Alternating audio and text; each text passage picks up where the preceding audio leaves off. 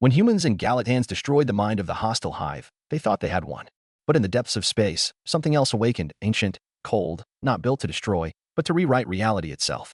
At the center of the dead zone, they found a gate, a sentient construct asking only one question. Why? Instead of firing weapons, they gave it an answer. Instead of fear, they stepped into the unknown. Stay with us to find out how the story ends, and don't forget to subscribe.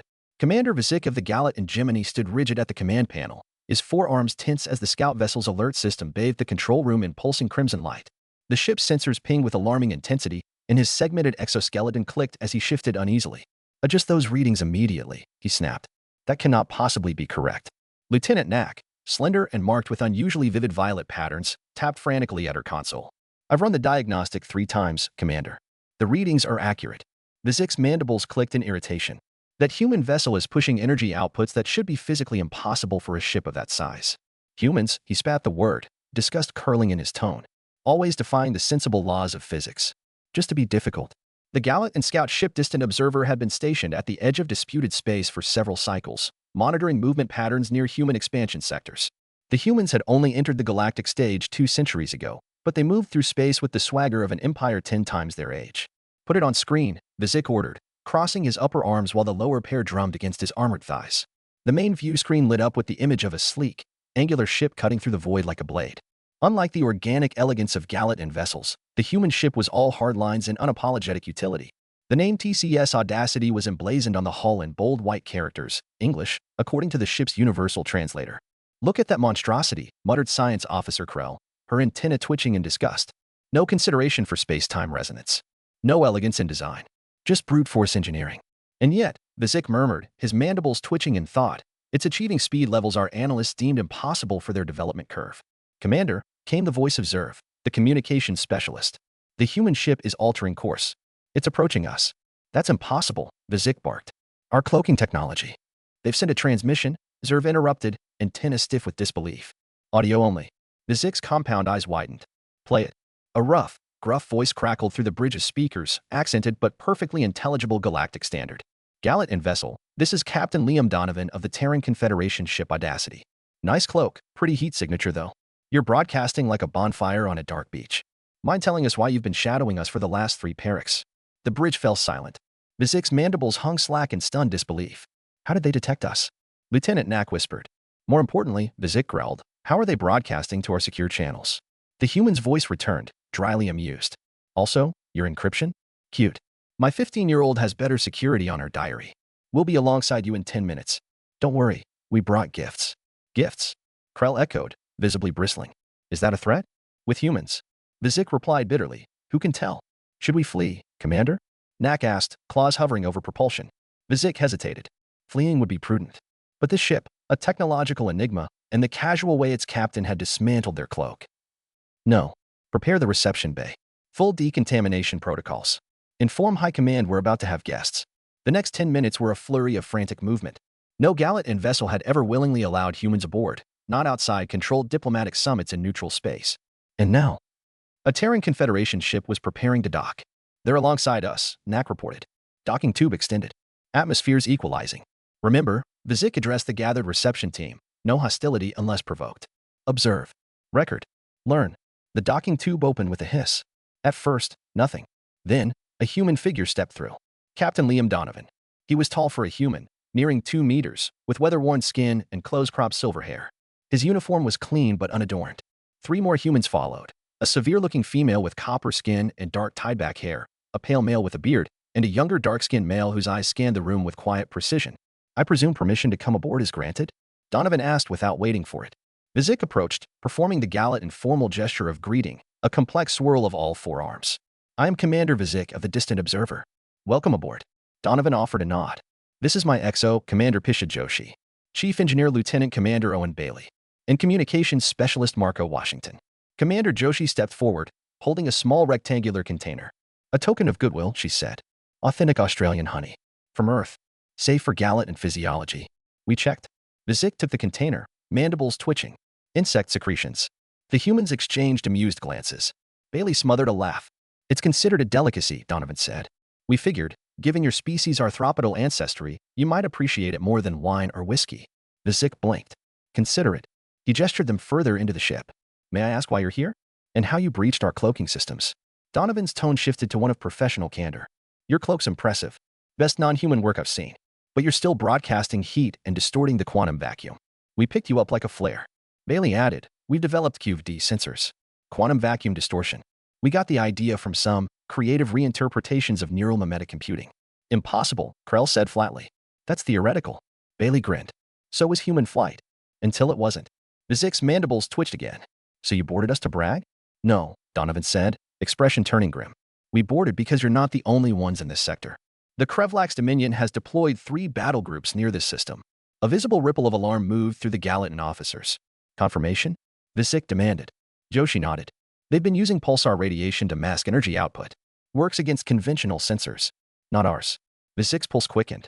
If true, nearby Gallatin outposts were in serious danger. And you're sharing this. Why? Washington stepped forward. Because we're next on the list. Donovan nodded. We're proposing a joint operation. Temporary. You know the terrain. We've got the detection advantage.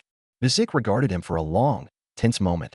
You tracked us, bypassed our encryption, boarded our ship uninvited, and now you want us to believe this is all about mutual defense?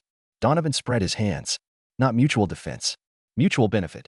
The Krevlax captured one of our research vessels. We want our data back. You want to avoid an invasion. The Gallatin commander hesitated. The logic was disturbingly sound. I'll contact High Command. Do it quickly, Donovan warned. We've got 72 hours before the Krevlax start their push. Before Vizik could respond, alarms blared again. Commander, Nat called. Spatial anomaly detected. Energy signature, Krevlax scout ship. Donovan's demeanor shifted instantly. Zerv, tell the Audacity to power down. Commander, engage secondary cloaking. Now. Vizik hesitated, then gave the order. As the lights dimmed and the ship quieted, he looked at the human captain, whose eyes reflected nothing but steel. Very well, Captain, Vizik said quietly. Let's move to the strategy chamber. We have much to discuss. The strategy chamber aboard the distant observer was dimly lit, the central holographic table casting a pale blue glow across the walls. It was designed for quiet, ordered military analysis. Today, however, it pulsed with chaotic energy as 2 entirely different species studied the looming threat together. Captain Donovan leaned over the table, his hand sweeping across the star map as if redrawing the territory by touch. Red indicators flickered ominously, 3 Krevlax battle groups, spread across a curved arc near the disputed border. Their positioning was textbook encirclement, a hunting pattern. This, Donovan said, isn't a random incursion. It's the beginning of a full territorial push. Standard Krevlax doctrine: establish a sphere, isolate pockets of resistance, and then collapse the zone like a fist. Vizik's antenna twitched. Your intelligence is disturbingly accurate. Donovan shrugged. We've been watching them longer than you think. But your plan is reckless, Vizik countered. The distant observer is an observational platform, not a warship. And your vessel classified as an explorer. We've been definitions, Donovan said, his grin flashing. Classifications are fluid. Commander Joshi stepped forward. The Krevlax haven't detected us, yet. Their attention is still on assembling their forces. That gives us a narrow window to act. Lieutenant Nak folded her upper arms. Act how? Even if your ship is more heavily armed than it appears, we are still outnumbered. Severely. Which is why we don't engage directly, Bailey said, tossing a small cylindrical object onto the table. It pulsed once and displayed a rotating schematic. This, said Washington, is a QED quantum entanglement disruptor. Vizik's eyes narrowed. Krevlax communication relies on quantum entanglement? Not in the way you use it, Bailey replied. It's not tech-based. It's biological. Some kind of evolved hive link across localized entangled pairs. Efficient. Terrifying. Krell stepped in closer, her antenna nearly brushing the projection. Disrupting it would fragment coordination.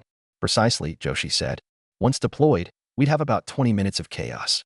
Internal systems, squad formations, fleet synchronization, all reduced to 60% or worse.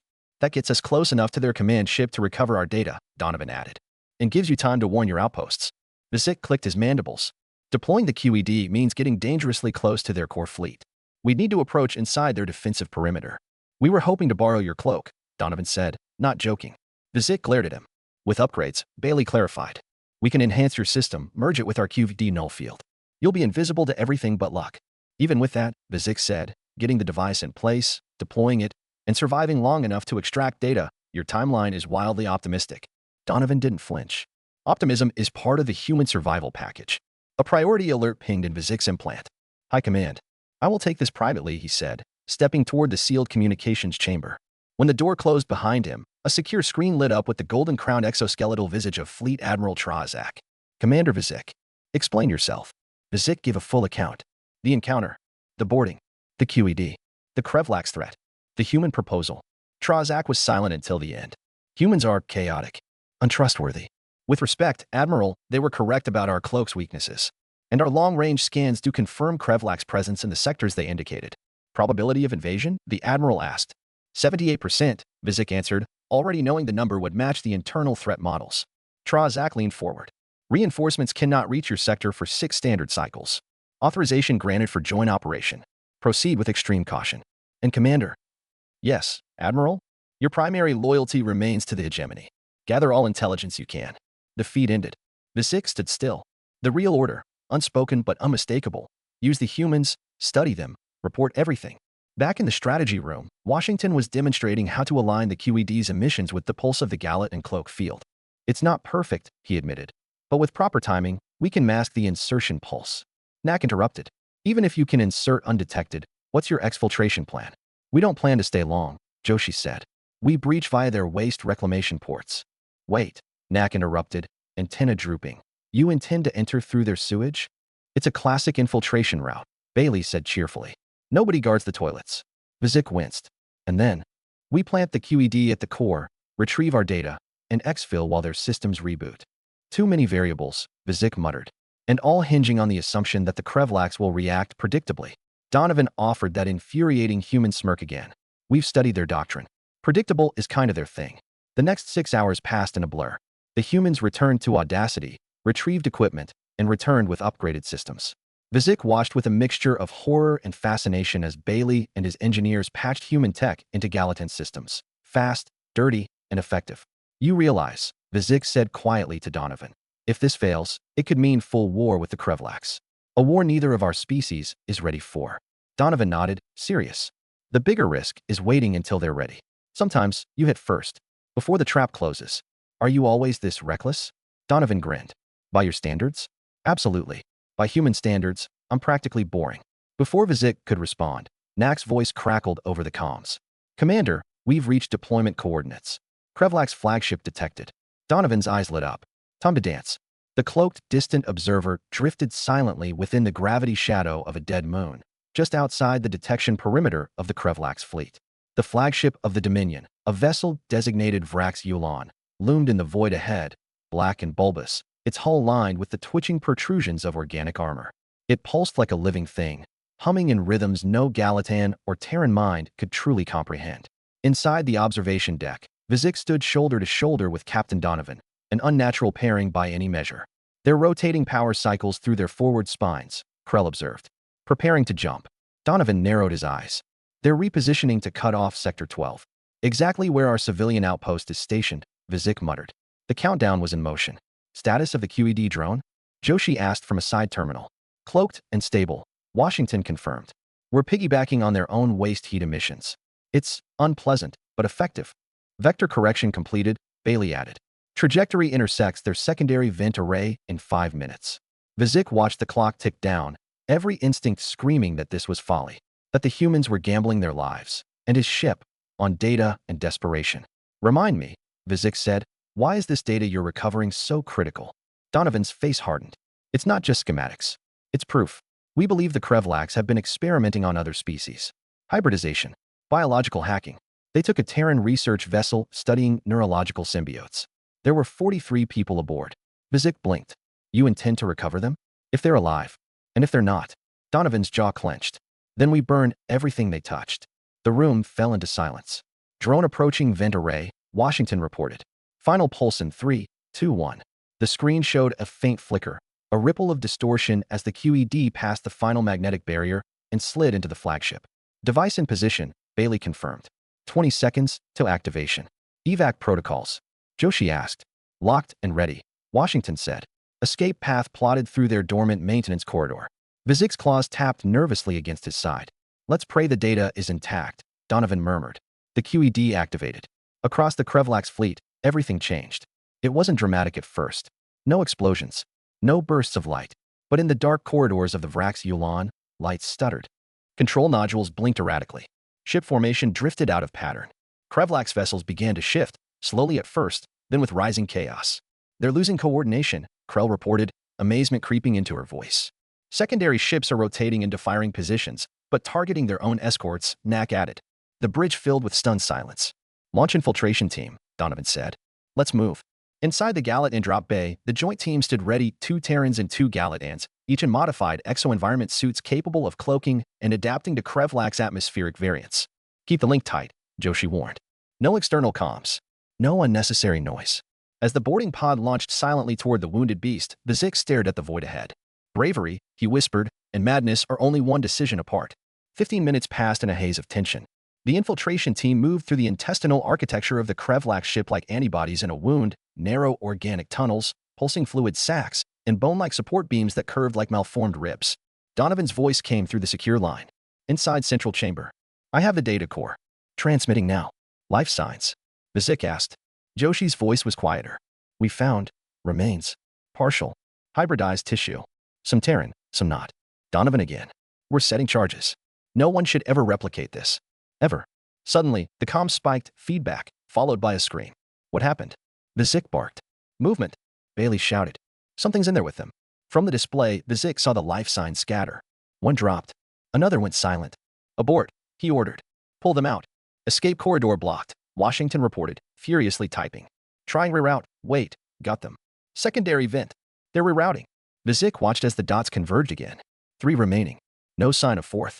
Joshi's voice, ragged and breathless. Donovan's hurt. Bleeding. He ordered us to leave him. Vex'tulia's mandibles flared. Denied. You do not abandon an asset mid-operation. That wasn't a request, Vex'tulia, came Donovan's voice, hoarse but steady. I'm arming the core. You need distance. Captain. Tell Earth, he said. I was right. And then the signal cut. Seconds later, the Vex'tulia cracked apart from within. A wave of light exploded from the flagship's center, silent, blinding. Fragments of the ship spiraled outward, crashing into nearby Krevlak's vessels. The fleet scattered like startled insects. On board the distant observer, silence reigned. Vex'tulia turned to the others. Do we have confirmation? Bailey's voice was soft. Data received. Complete package. Casualty report? Donovan gone. Krell severely wounded. Joshi and 2nd Galat operative returning. Injuries, non-fatal. Vex'tulia exhaled. Inform High Command, he said. Operation succeeded. And then, after a long pause. And prepare a tribute. For a Terran captain who rewrote our books on probability. 2 standard cycles had passed since the destruction of the Krevlak's flagship Vex'tulia. In the aftermath, chaos swept through the Dominion's local command structure. Ships retreated. Communications collapsed. Sectors long held in fear shifted overnight, like tectonic plates cracking under the weight of a new gravitational force. Earth and Galata, once cautious observers on opposite ends of the galactic table, were now allies forged in fire. In orbit above the Galat and capital world, a Terran vessel held position like a scar across the stars, TCS Sentinel, a sister ship to the Audacity, but broader, heavier, built for sustained war. Commander Joshi stood on its bridge, dressed now not in infiltration armor, but in a black uniform stitched with silver trim, Earth's highest military honor pinned to her chest. She had survived the mission. Barely. Donovan had not. His name now echoed through the war councils and encrypted transmissions of both civilizations, whispered not with grief, but with a kind of reverence. In the central chamber of the Galat and High Council, Vex'tulia stood before the 9 seated elders. His uniform was pristine, his report detailed. But it was the weight in his voice that told the true story. Captain Donovan was unpredictable, Vex'tulia said. Unorthodox. At times, reckless. But his actions revealed something neither we nor the hegemony anticipated. One of the elders, high-frilled and ancient, leaned forward. And what is that, Commander?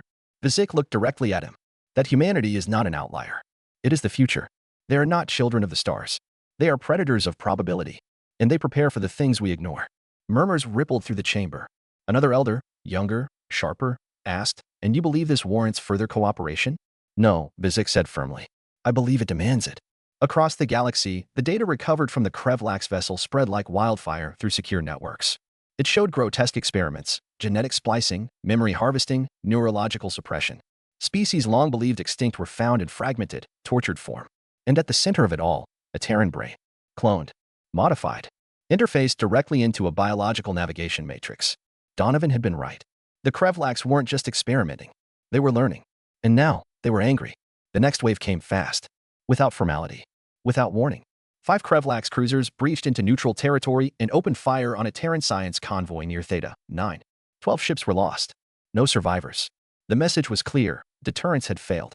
On Earth, the United Confederation Council convened under emergency status. Joshi was present. So were senior Galat and observers. The question was simple and terrible. Do we go to war? It's no longer a question of if, Joshi said, voice steady despite the fatigue behind her eyes. It's how. The Krevlax will keep coming. They've tasted what we can do, and now they want to unmake it. And what of the hegemony? Asked one of Earth's representatives.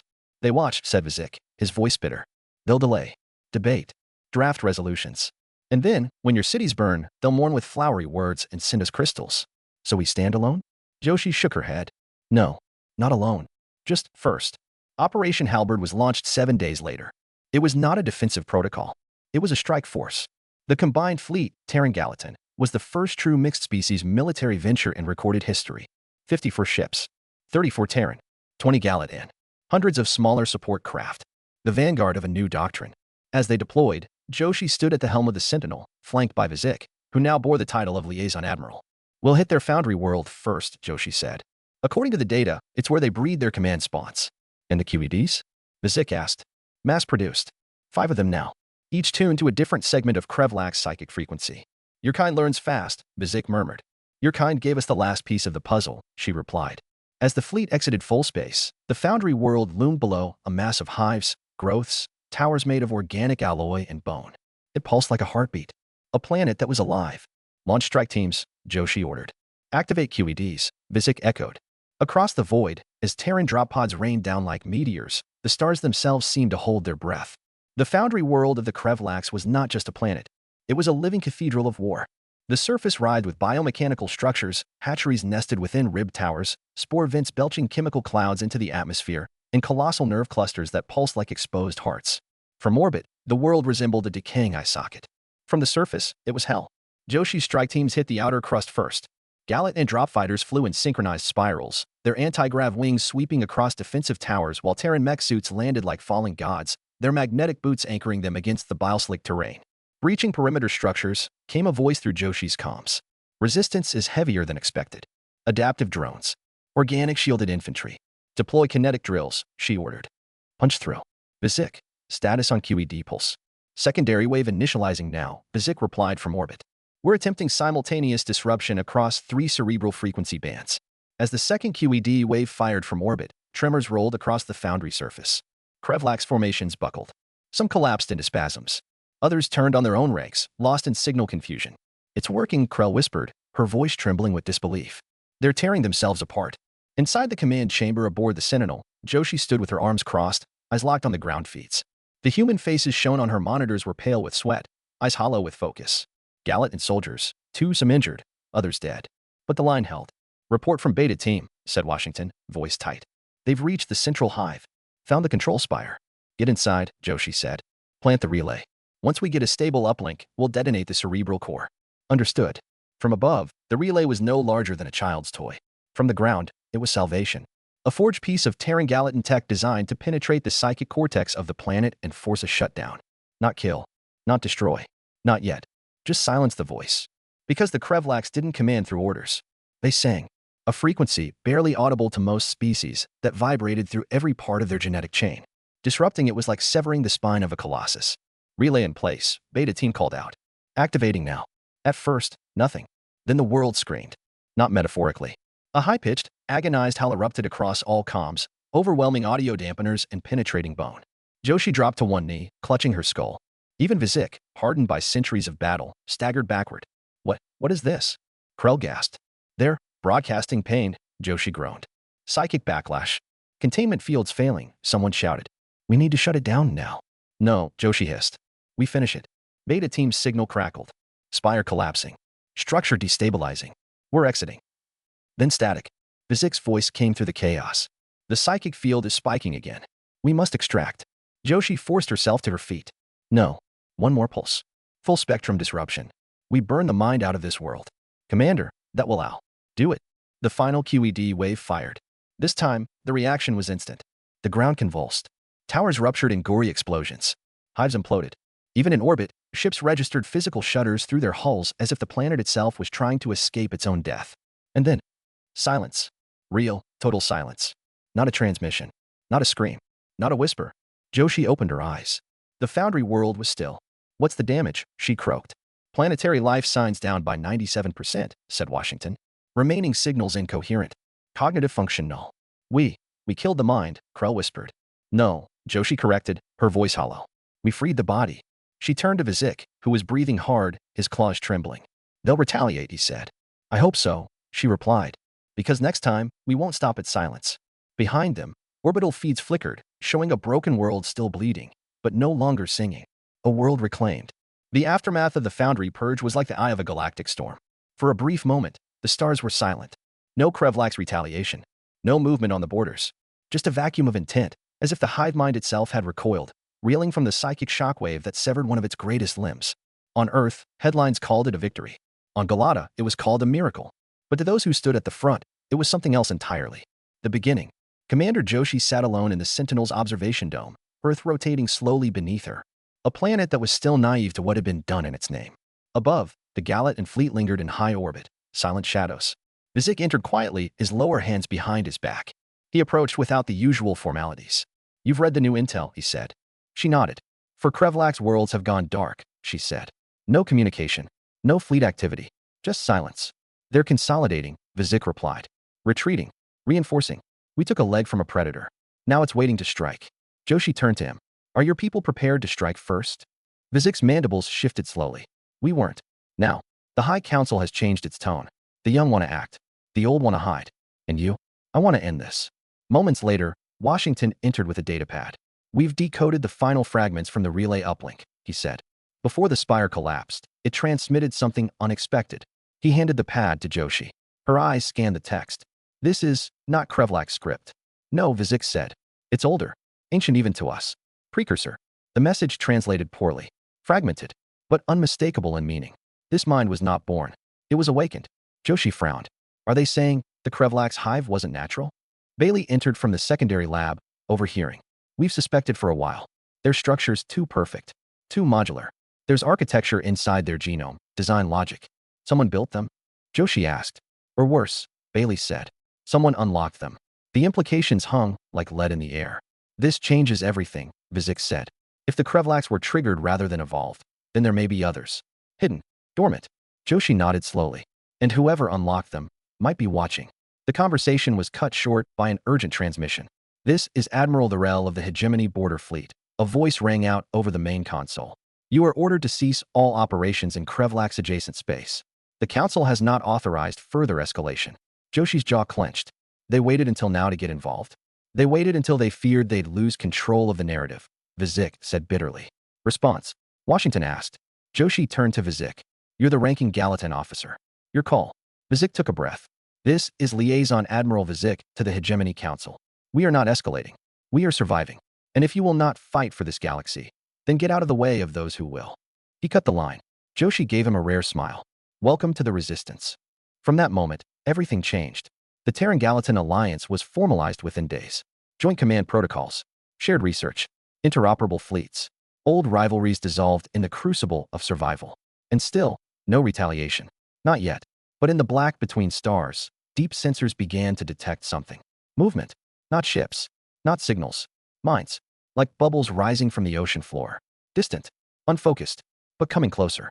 Joshi stood before the assembled command council aboard the Sentinel, her voice hard as steel. We have awakened something far older than the Krevlaks. Something that builds empires out of flesh and thought. We may have won this battle, but a storm is coming. She paused. And this time, we're not waiting for it. The storm didn't come as a fleet. It came as silence. Relay after relay across the outer fringe of known space began to fall dark. No explosions, no debris, just systems blinking out, swallowed by black zones of unknown origin. Probes sent to investigate vanished. Scout ships never reported back. And those that did returned with scrambled memory cores and crews suffering from neural degradation. They're not attacking, Bailey said in the war room aboard the Sentinel. They're erasing. Commander Joshi stood motionless before the central tactical map, watching as the dead zones expanded like ink in water. This is not Krevlak's behavior, Vizik growled. They consume, assimilate, but this is surgical. Selective. Whatever we triggered, Joshi murmured. It's cleaning up the mess. New sensor data confirmed their worst fears.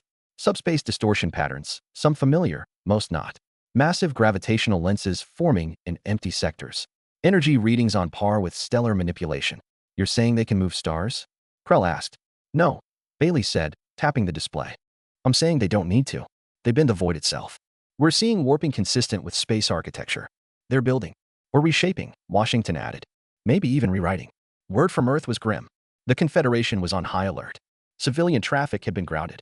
Research facilities were abandoning outposts. Galata mirrored the same steps. Colonies went dark, voluntarily or otherwise. And still, the hegemony stalled. They want us to pull back, Vex'tulia reported after his last secure line to the council. Let the phenomenon stabilize. They fear provoking something worse. They don't realize we already have, Joshi said. 2 days later, a message arrived, short, fractured, barely coherent. It came from a lost Terran science vessel, TCS Oberon, presumed destroyed 6 months prior. The voice in the transmission was human, but warped. They aren't what we thought. They were asleep. We opened them. They see us now. A set of coordinates followed. Then static. Bailey cross-checked them. Sector XG-9. Right in the center of the void. Vex'tulia frowned. No known systems there. There weren't, Bailey replied. Until now. Satellite feeds, hacked through several hegemony channels, confirmed it. Something new had appeared. A structure. Vast. Irregular. Orbiting nothing. Let me guess, Joshi said. We're going in. Already prepared your ship, Bailey said with a grim smile. The Sentinel, flanked by 3 Galactic cruisers and 2 Terran stealth corvettes, entered fold space 6 hours later. When they emerged, they were not greeted with weapons. They were greeted with awe. Before them hovered a construct so vast it eclipsed the sensor field, miles across, shaped like a fractal cathedral folded inside out, constantly shifting in form. It glowed with no discernible energy source. And at its center, a singularity, suspended and humming. By the stars, Krell breathed. Is it a ship? Washington asked. No, Joshi said softly. It's a gate. Sensor pings echoed back from its surface, then were absorbed. No threat. No reaction. Until they sent a signal. Just a simple, universal handshake. The construct pulsed once. And then it replied. Not in language, but in imagery. The bridge darkened. The holodisplay lit up with symbols and sequences, alien yet eerily intuitive. Shapes resembling neurons. Molecular chains. Maps of star clusters that no longer existed. It's showing us its history, Bailey whispered. Or, its memory. A star exploding. A fleet disintegrating. A world being rewritten at the molecular level. Then a flash. A single word. In Terran Standard. Why? Silence followed. Joshi stared at the screen. It doesn't understand us, she said. It doesn't hate us. It's asking. Vex'tulia leaned forward. Then let's answer. He tapped a control and transmitted a single phrase. Because we were afraid. The gate pulsed again. And this time, it opened. A circular tear appeared at its center, space itself folding inward. On the other side, stars unfamiliar, constellations unreadable. A galaxy not mapped. A void unclaimed. Bailey was the first to speak. Is that an invitation? No, Joshi said. It's a test. The gate remained open for 39 minutes and 21 seconds. Long enough for every ship in the expeditionary fleet to scan, to record, to doubt, and ultimately, to choose. No signal came from within. No threat. No promise. Just a corridor into the unknown, waiting. We send a probe, Krell suggested. No, Joshi said, her voice quiet but firm. If we treat this like an enemy, it will become one. She turned to Vex'tulia. We go together. Not as conquerors. As messengers. Vex'tulia stared into the spiral of folding stars, the path stretching into incomprehensible space. And if it leads to our extinction? Then it was always coming. In those final moments before commitment, Joshi addressed the bridge crew of the Sentinel. Faces from 2 worlds, bonded by blood and fire. Human and Galactic. Fighters, thinkers, survivors. We have spent our entire existence preparing for threats. Surviving them. Studying them. Killing them. But maybe the only thing more dangerous than a threat. She gestured toward the gate. Is a question. The Sentinel moved first, followed by the Galactic and Cruiser Vortil. Then TCS Kaladin. Then the rest. One by one, the fleet entered the unknown. And in the silence that followed, the galaxy watched. The hegemony, too afraid to act, remained frozen. But in the dark corridors of their vaults, theories bloomed. Factions stirred. Some whispered of Terran arrogance. Others, of destiny. No transmissions emerged from the gate. No data came back. But days later, on an isolated moon orbiting a forgotten world, a beacon activated. Its message was short. And it was not in Terran Standard, nor Galactic and glyphs, but in both. And others. We are not alone. We never were. The stars remember us now. Across hundreds of systems, the transmission repeated. To some, it was a warning. To others, a promise. To those who knew what had been done, what had been awakened, it was something else entirely. A beginning. Because what humanity and its unlikely allies had discovered wasn't just a threat, or a mystery, or an enemy. It was a mirror. And in that reflection, they saw their future. Not as survivors, but as something far more dangerous. Explorers. And the void would never sleep again.